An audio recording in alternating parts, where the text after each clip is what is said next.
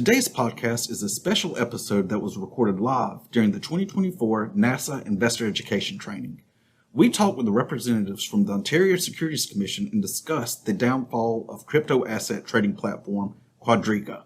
Clients entrusted their assets to Quadriga, which provided false assurances that those assets would be safeguarded. In reality, Quadriga CEO Gerry Cotten spent, traded, and used those assets at will. Gerry Cotten was able to misuse clients' assets for years, unchecked and undetected, ultimately bringing down the entire platform.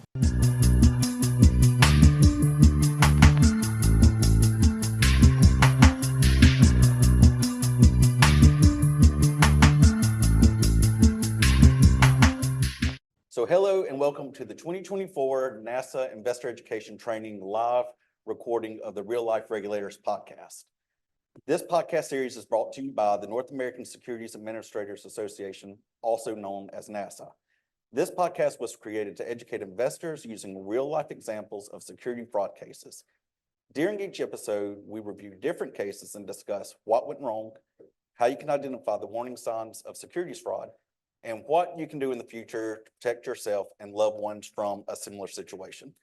First, we need to go over some housekeeping rules for producing the best podcast episode. First, quiet on the set. 2, a fixed chair is a must to prevent rocking back and forth. 3, make sure to restart your computer an hour beforehand and allow any updates to take place and conduct a sound check the day of. Thank you, James. And number 4, turn off notifications on your computer and make sure cell phones are silent. Number 5, now on with the show. So I'm your host, Nick Bondrew, and I'm the Education and Public Affairs Manager for the Alabama Securities Commission. My co-host today is Lynn Peters, Directors of Communication, Financial Education, Outreach for the Washington Department of Financial Institutions. Also joining us today is Katrina Gustafson, Case Lead, Senior Litigation Counsel, Daniel Taranjo, Case Lead, Senior Forensic Accountant, and Cosmin Kazan, Crypto Case Lead, Senior Investigator, all of whom work at the Ontario Securities Commission. Before we get into the case, let's start off with our folks up in Canada telling us a little about yourselves. Katrina, let's go ahead and start with you. Thanks, Lynn. Thanks, Nick. I'm a senior litigation counsel with the Ontario Securities Commission in the enforcement branch. I've been with the commission since 2019. And I was the senior counsel on the Quadriga case that we'll be talking about today. Thank you, Katrina. Daniel? Thank you, Lynn. Thank you, Nick. My name is Daniel Tourangeau. I'm a case lead and senior forensic accountant at the Ontario Securities Commission. I've been also there for about 5 years, and I was the senior forensic accountant on the Quadriga matter. Thank you, Daniel. I apologize for having butchered your name. Cosmin? Hi, Lynn. Hi, Nick. I am a crypto case lead and a senior investigator in enforcement branch. I joined the enforcement branch in 2019. I was actually on a secondment coming from the market regulation branch, where I was doing direct oversight of equity and derivatives exchanges. And actually, this one was my first file in enforcement. Wow. Thank you very much. And let's get into the case. So the subject of this case is Gerald, or sometimes known as Gerry Cotten, and his cryptocurrency trading platform, Quadriga CX. Can you briefly describe this case? Yeah, as you said, Quadriga was a crypto asset trading platform, and it was founded and operated by Gerald Cotten, who was a Canadian. And it had a uniquely Canadian outlook. It catered to Canadian clients and had a lot of Canadian and a lot of Ontario investors. It started operating in 2013, and then it collapsed in early 2019, shortly after Gerald Cotten died, honeymooning in India. So in the aftermath of the collapse, the enforcement branch of the Ontario Securities Commission started looking into it to try to figure out what had happened and what impact the collapse had had on investors. And what we found was that Cotten had committed a massive fraud, which I'm sure we'll be discussing in some detail today. And we understand this is a really high profile case, so much so that it's received a lot of interest from the media. I watched the Netflix documentary, Trust No One is what it's called, just in case. And I found out today it's a topic of a multi-episode CBC podcast as well. Can you tell us about the coverage that this case has received in the time?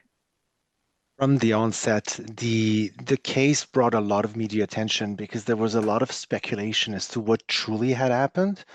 There were questions as to whether the assets existed but could simply not be accessed, whether it was fraud. No one really knew.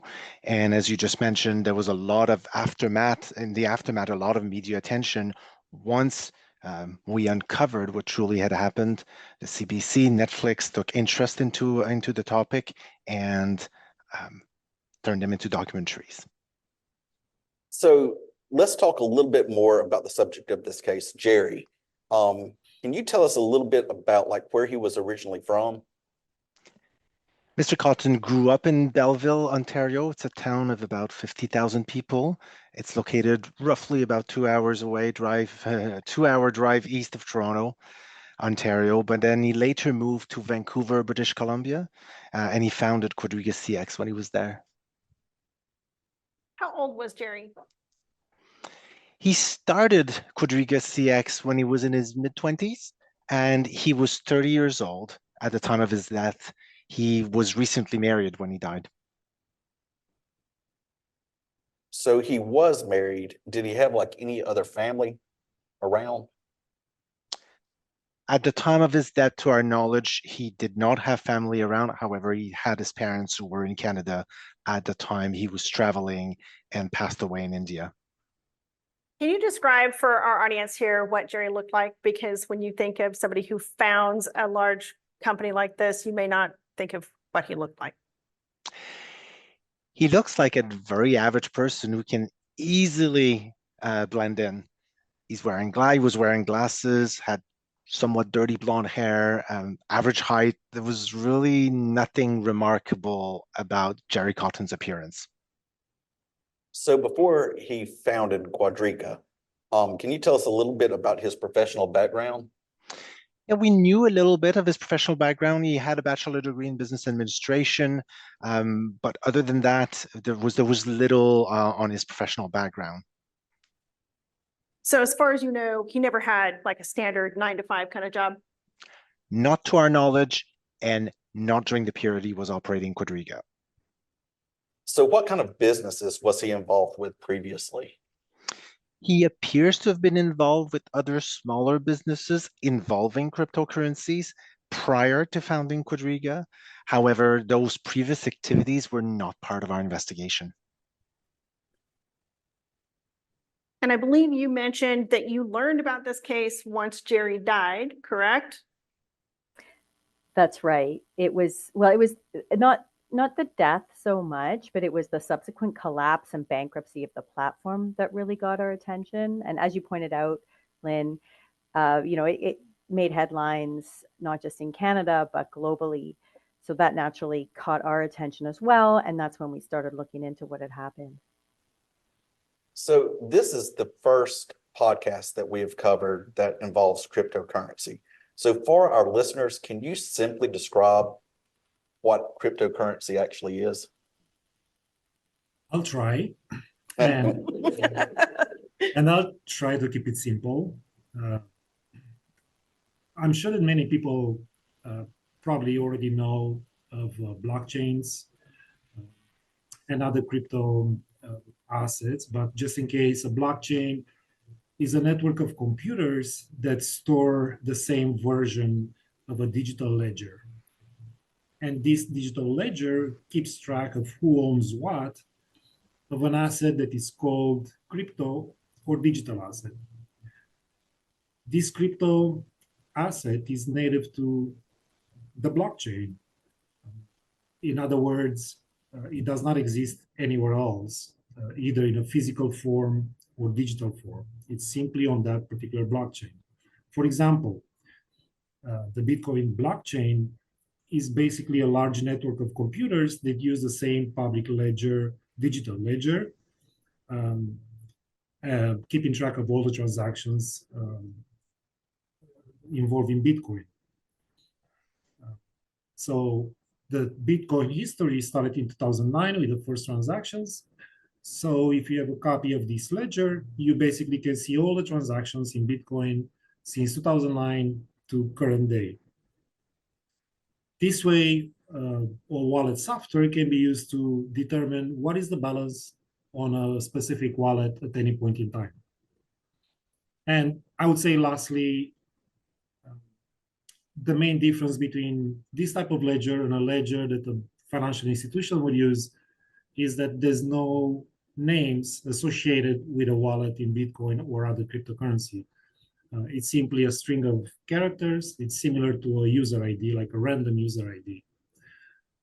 And maybe one more note on the word crypto. It's called crypto because there's a process that involves certain elements of cryptography and encryption in keeping and maintaining this distributed digital ledger. That would be, I know it's probably sounds complicated, although I try to simplify it as much as possible, but let me know if you have any. That's a good explanation, and we thank you for that. So easier question, what was Quadriga? How would you describe that? Quadriga was, as my colleagues mentioned, was a platform, a crypto trading platform, where users can can buy and sell Bitcoin and other crypto assets and trade among themselves and exchange these assets as they wanted. So during this time, was it hard for Canadians to purchase cryptocurrency? During this time, there were not many options in Canada to purchase crypto assets. In particular, when someone would try to do it using Canadian dollars. There were a few of other crypto trading platforms available in Canada, but it's safe to say that Quadriga was the most popular and probably option number one because was already functioning for a longer period of time than others.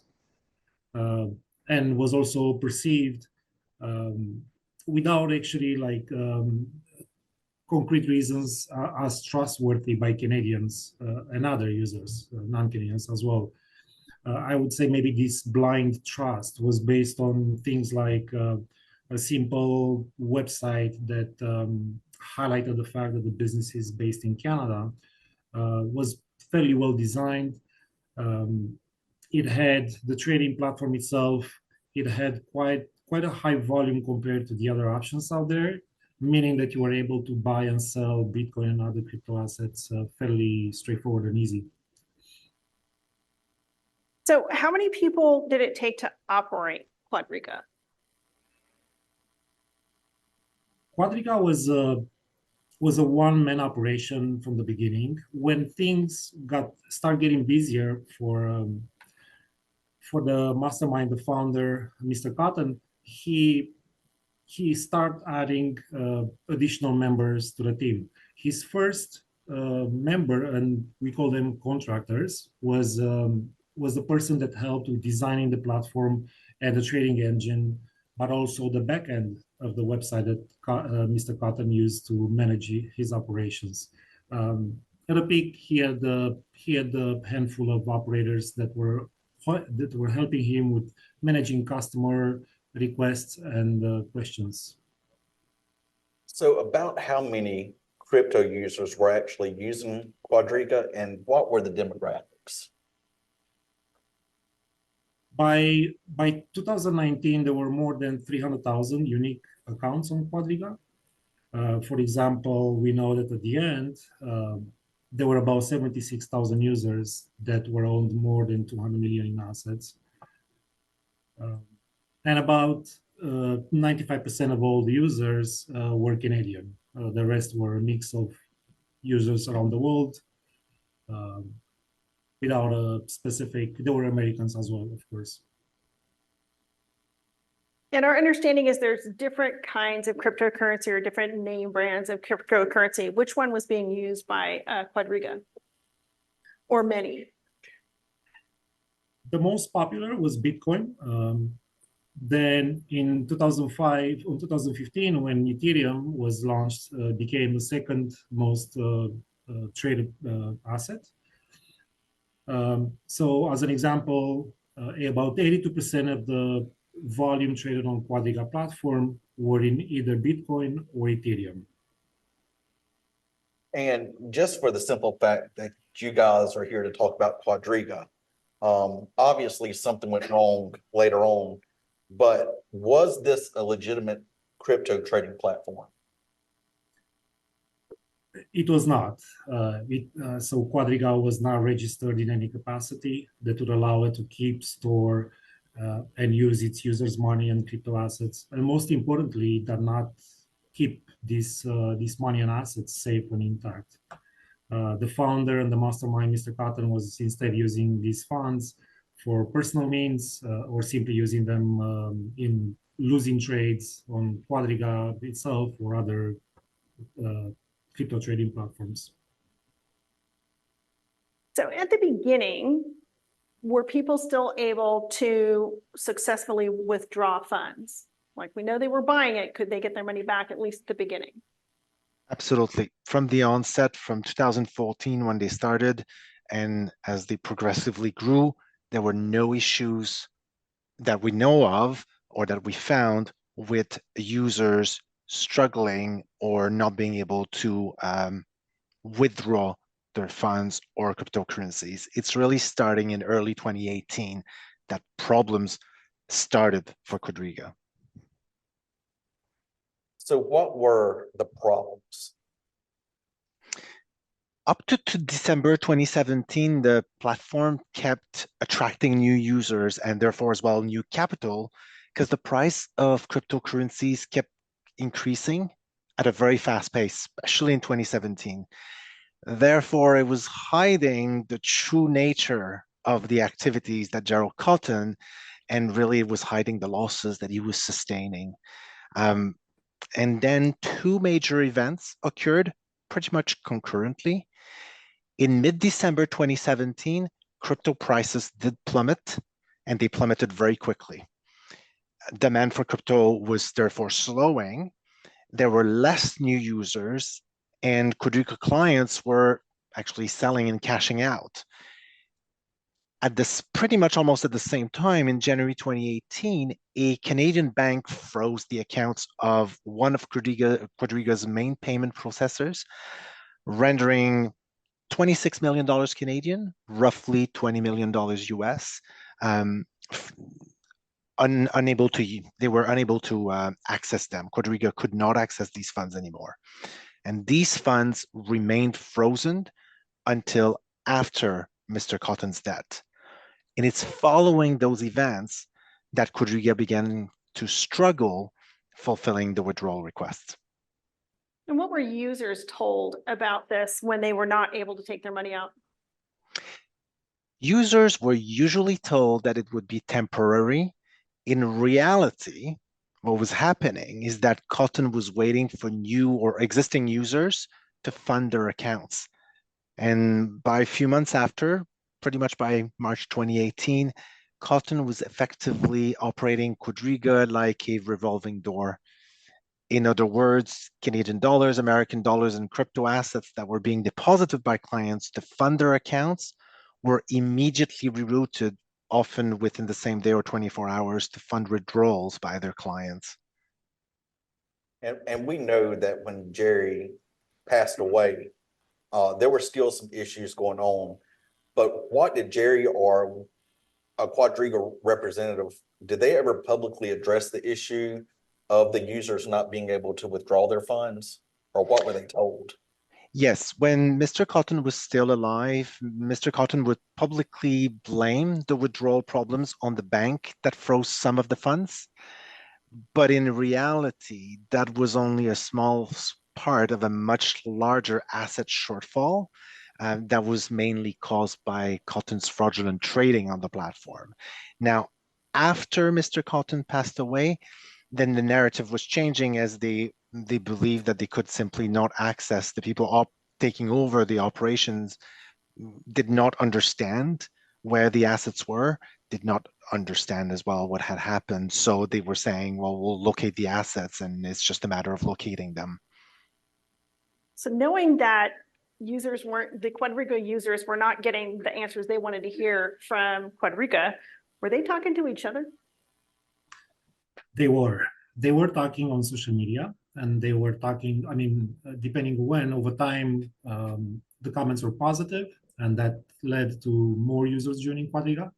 And then towards the end, when obviously there were issues, they were expressing their concerns and trying to raise issues and find out if others had faced similar issues.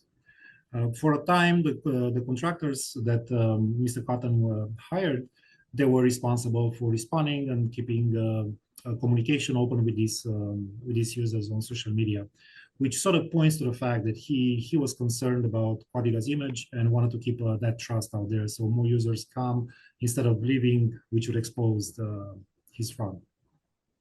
So were they hopeful on getting their funds back? They were, up until the point where his death was communicated, they were hopeful.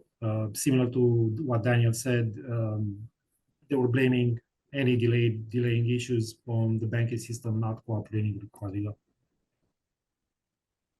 So it sounds like this is like his death is when everybody kind of went, oh, we have a problem. Danger, Will Robinson.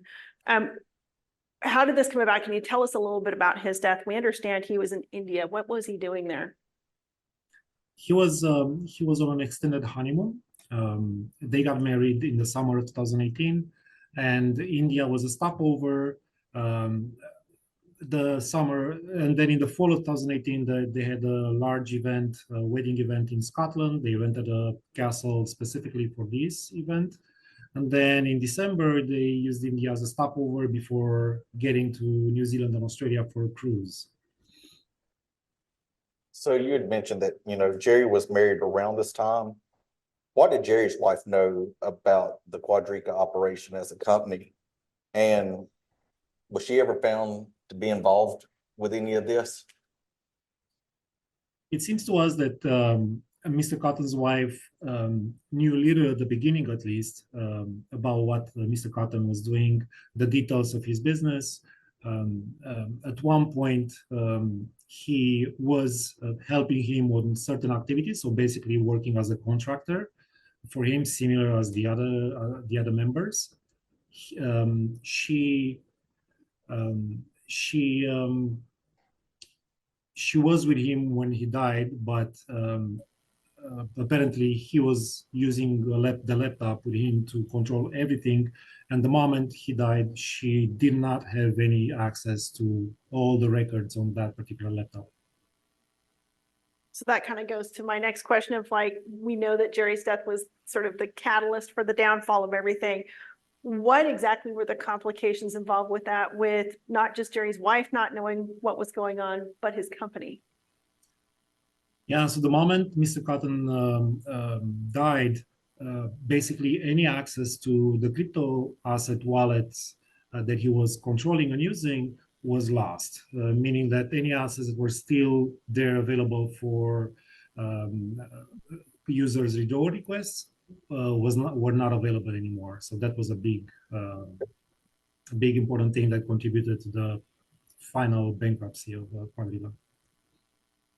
So how fast did the news spread concerning Gerry's death? The news spread very fast. Within a day, was picked up by news websites, by all the social media. Was a headline the days after. So what kind of conspiracy theories came up around his death as a result of this from all of the people who were losing money like crazy? Well, for a long time, starting in January 2019, many people believed that it was a fake death as a means basically for Mr. Cotten to justify his running away with users' money.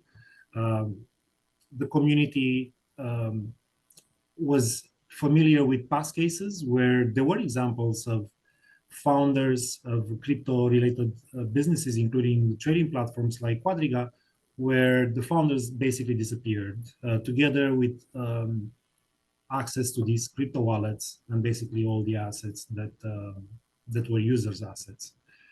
So many tried to look at all the aspects of his last trip, trying to put together all these pieces, just to show that Cotten's used it as an exit from Quadriga.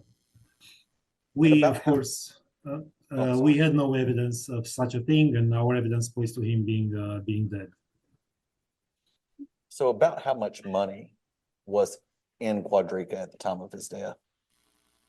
Users had an aggregated basis at a total of over $200 million owed to them. That's approximately 150 million US dollars.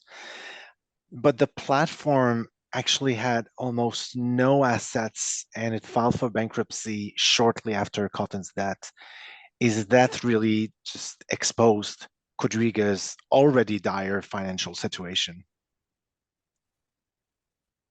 So overall, you figured there was, how much was lost? 150 million US, 200 million Canadian? What was owed was 200 million, but eventually, although investors lost about $170 million Canadian, or approximately $120 million US. And to step back real quick, if anybody didn't catch the part earlier in today's session about, do you know where your records are? Does somebody else know where your records are? A pretty good case for writing down records and having some succession planning, maybe, even if you are running a Ponzi scheme. So how did Gerry lose so much money? Well, to understand why he lost that money, we have to understand what really happened. So from Quadriga's inception, that started in December 2013, Cotten traded with Quadriga clients using numerous aliases, alias accounts, which he credited with fake assets. In other words, with simply a few keystrokes, he could make any amount of fake money or crypto assets appear in his alias accounts. And he regularly did so, crediting his accounts of hundreds of millions of dollars, okay, fake funds that he then used and for trading with unsuspecting clients of the Quadriga platform. The problem, and that's how he ended up losing so much money, is that his positions were accumulating significant losses. He was finding himself on the wrong side of the trades. And when he was losing money, he had to use, well, he ended up using other clients' platforms assets to pay out clients with whom he had traded, creating a shortfall between the total amount owed to clients and the pool of funds actually available. And that differential kept growing until there were literally no real assets left. So what Cotten did really, he perpetrated a fraud on his clients, and that's why users could not gain access to their assets. They were no longer held by Quadriga, these assets. A majority of them was lost in trading, and others were used for personal use by Cotten. So what was Gerry actually, I know that he was a terrible trader, but what was he spending the money on? Did he have a lavish lifestyle, big houses, fancy cars, any of those types of things? Short answer is yes. What Cotten did is that he bought a Tesla, a Lexus, a luxury yacht, a plane, a share in a private jet, and multiple properties. Most of these properties were able to be recovered, and along with the frozen funds that the Canadian bank had frozen back in January 2018, this was the bulk of the money that was recovered. They were almost the only assets left, and that's why the users of the platform didn't lose everything. Mr. Cotten was also traveling a lot, and we had learned during our investigation that he was sort of boasting that he had traveled to 56 countries by mid-2018. Of course, the lavish lifestyle was funded with Quadriga clients' assets that he had fraudulently misappropriated. So what would you say was Gerry's end game in all of this? His end game, whether it was to seek profit, generate volume on the platform, bolster liquidity, or anything like that, because we don't exactly know what his motives were because he had passed away, so we could not interview him. But what he did had catastrophic effect on the Quadriga's finances, and ultimately it brought down the entire platform because his trading position sustained such severe losses. So would you classify this as a traditional Ponzi scheme? You know, a Ponzi scheme, as you know, is not a legal term. It's a term we use to describe a particular kind of fraud. And it's a kind of fraud where, investors think they're investing in some kind of a real investment scheme, but what's happening in reality is that their deposits are just being used to satisfy the withdrawals of earlier investors. The operators of the scheme take a cut, and eventually these schemes unravel because, without a constant inflow of deposits, the ability to satisfy withdrawals dries up. For all the reasons Daniel has explained, Quadriga didn't start out as a Ponzi. It started out as an actual crypto trading platform, but by 2018, that's what it had become because there were insufficient assets to satisfy all the withdrawal demands. So, as Daniel described, it was just a revolving door. New deposits were being immediately rerouted to fund withdrawals. In other words, a Ponzi. Thank you. So, this is the portion where we typically talk about legal proceedings. But with Gerry passing away, I'm guessing there were no legal proceedings. Not by the commission. Of course, there was a bankruptcy proceeding, but normally we would have taken enforcement action in a massive fraud like this.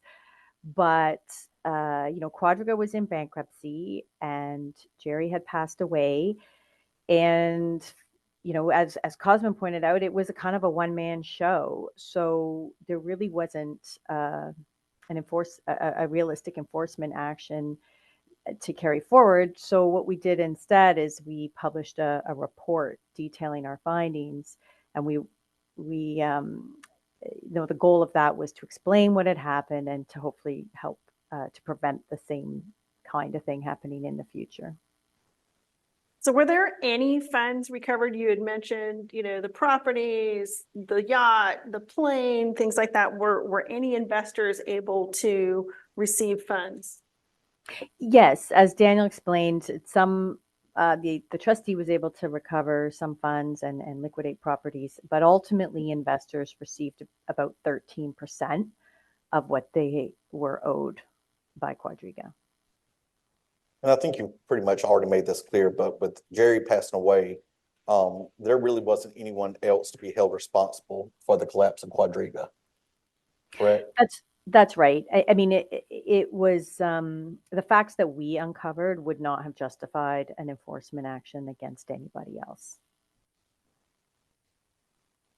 And did his wife, relatively new wife, from the sounds of it, they were on their honeymoon when he passed away, did she get to keep anything?